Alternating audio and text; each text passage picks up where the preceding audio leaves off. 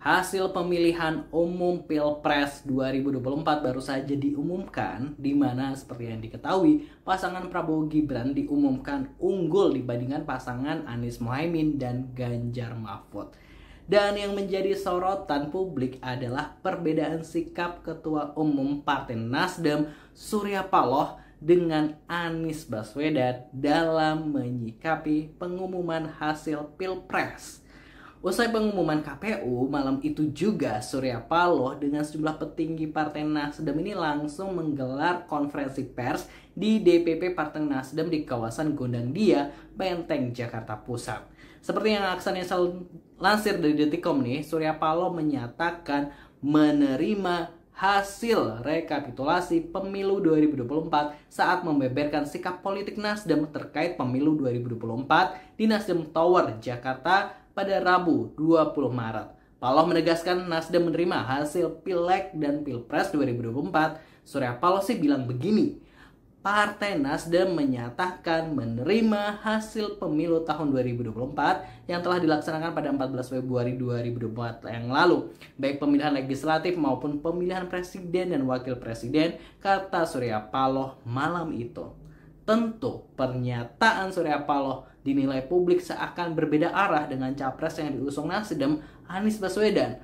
Usai malam pengumuman oleh KPU, Anies Mohaimin ini memang merilis statement bahwa pasangan 01 masih akan membawa sengketa gugatan Pilpres ke Mahkamah Konstitusi. Pasangan Amin ini bahkan langsung mendaftarkan gugatannya ke MK tepat jam 1 malam usai pengumuman KPU loh. Mereka yakin bukti kecurangan ini bisa membatalkan hasil Pilpres yang diumumkan oleh KPU. Jadi publik seakan membaca jika Surya Paloh ini seakan-akan ingin bergabung dengan Koalisi Indonesia Maju.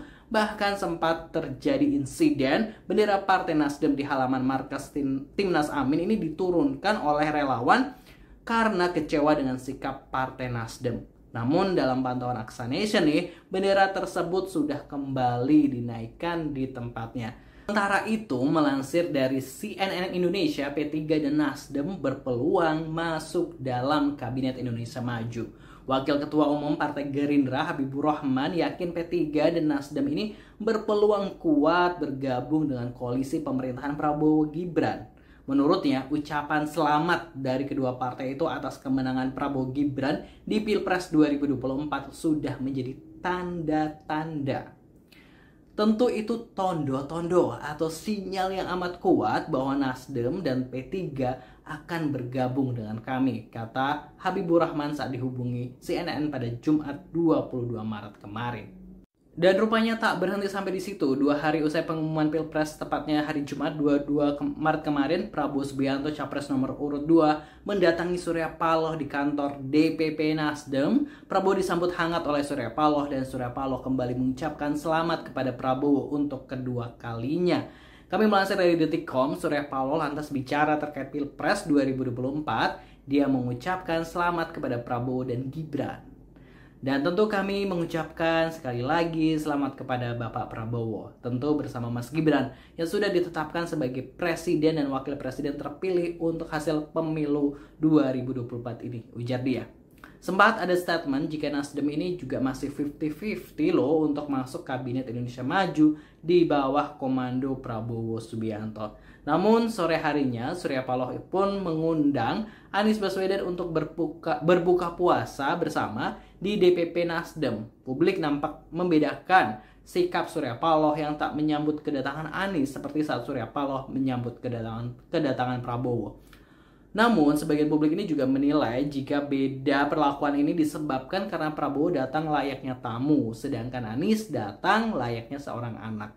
Dalam kesempatan itu nih, Anies juga sempat berbuka puasa bersama anak yatim di Nasdem Tower. Dan masih dalam suasana buka puasa, Anies juga menyampaikan terkait situasi politik terkini kepada awak media yang menunggunya. Karena banyak awak media yang penasaran nih dengan apa aja sih yang dibicarakan dalam pertemuan antara Surya Paloh dan Prabowo. Dan Anies menyatakan jika pertemuan Prabowo dan Surya Paloh adalah hal yang baik dan tidak ada yang luar biasa. Anies juga bilang jika sekarang masih fokus di MK, pelantikan presiden masih panjang. Nasdem juga sudah mengirim 12 pengacara untuk membantu Anies Mohaimin di Mahkamah Konstitusi.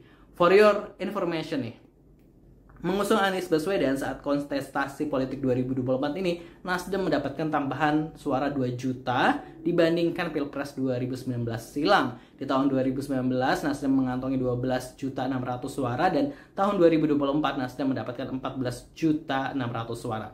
Jadi gimana nih positive people? Pandangannya seperti apa? Boleh tulis di kolom komentar.